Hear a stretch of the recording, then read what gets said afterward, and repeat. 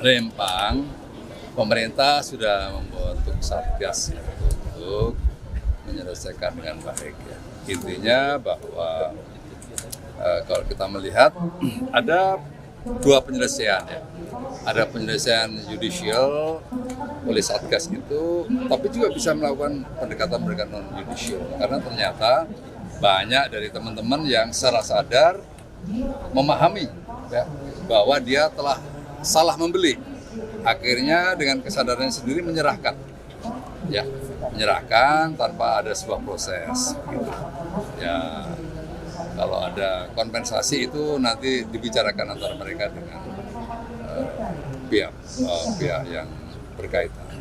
Gitu. Jadi saya pikir masyarakat yang memang salah membeli atau tertipu dan seterusnya sebaiknya menyerahkan saja. Ya.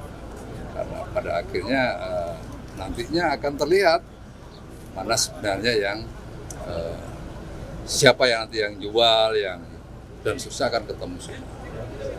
Yang kedua, memang ada yang maksa, ya, akan maksa dengan perlawanan.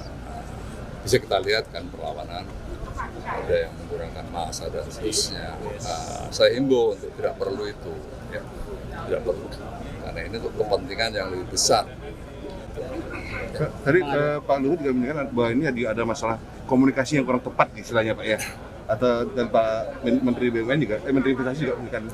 Ya, memang kita sering begitu. Ya, kita sering ada persoalan-persoalan yang tidak terkomunikasi lebih awal. Ya, sehingga tahunya masyarakat mungkin tahu-tahu kok ada kegiatan begini dan seterusnya. Ini memang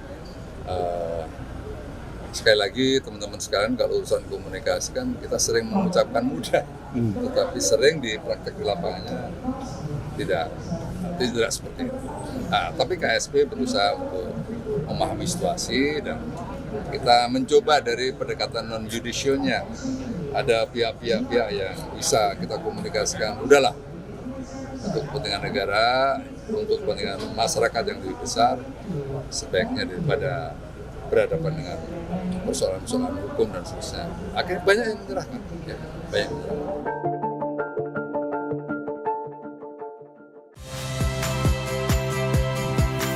Saya Ihsan Sitorus. Saksikan program-program Kompas TV melalui siaran digital, pay TV, dan media streaming lainnya. Kompas TV, independen, terpercaya.